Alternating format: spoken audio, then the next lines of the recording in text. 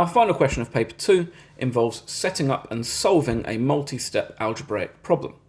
A rectangle measures x by 1 meters by 4x over 2x subtract 1 meters. The perimeter of the rectangle is 8 meters.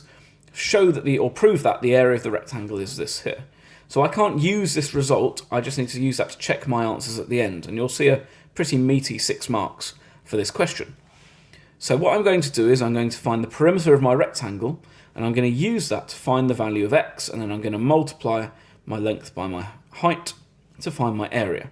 So let's start with that. So the perimeter of my rectangle is going to be 2 lots of x subtract 1, add 2 lots of 4x over 2x subtract 1, and we know that's equal to 8 meters.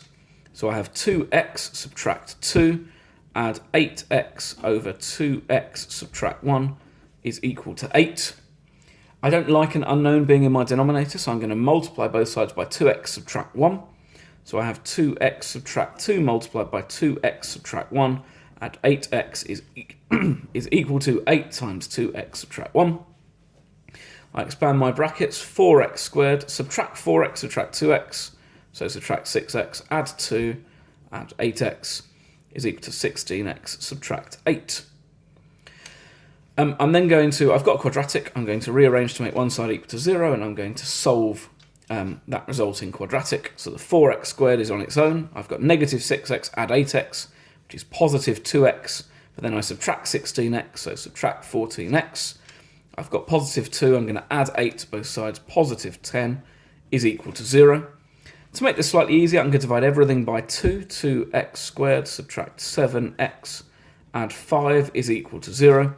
And I'm going to look to factorise.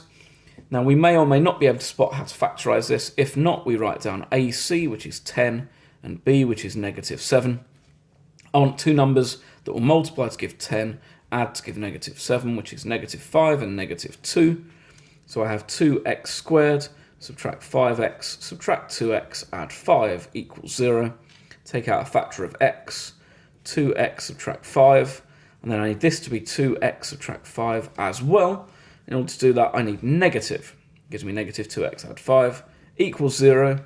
Take out a factor of 2x subtract 5, and I have x subtract 1 is equal to 0. So x is either equal to 5 over 2, or x is equal to 1.